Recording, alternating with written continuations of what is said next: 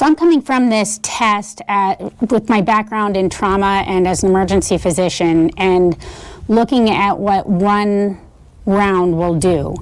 This is incredibly impressive. This 50 grain projectile goes about 2,000 feet per second, and you could see the amount of kinetic energy when the bullet hit this block. It literally came off the table. The ammunition came off the table sitting next to it.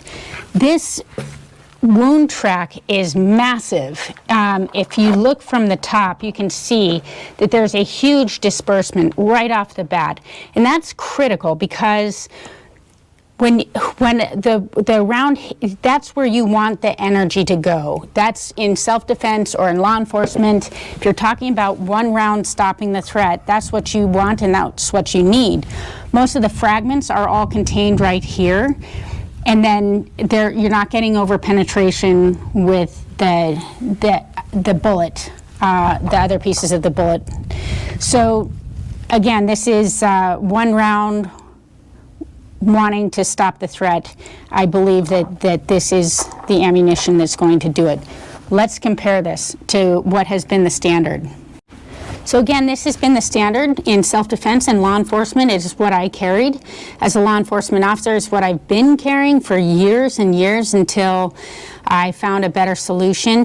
The other thing I want to say about the Pilgrim ammo is that it is incredibly lightweight because it does not have lead.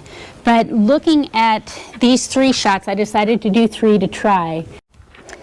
So you can see the wound track, and you can see that there's not much of one. It's pretty narrow. The top one is more, but the other ones are pretty narrow wound tracks. Compare that to this. There is no comparison. That is just really impressive. All 3 penetrated about the same distance, and you can see that's larger than a thorax, it's larger than an arm or a leg. So most of these rounds are going to go through the entire tissue that you have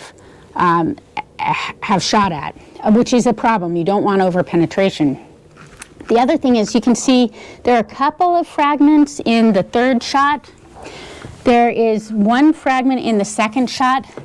But this hollow point has not expanded and created a big wound track. It is a very narrow wound track, so the probability of missing any critical structures is very high from an anatomic standpoint. So again, there's zero comparison in my mind between these 2.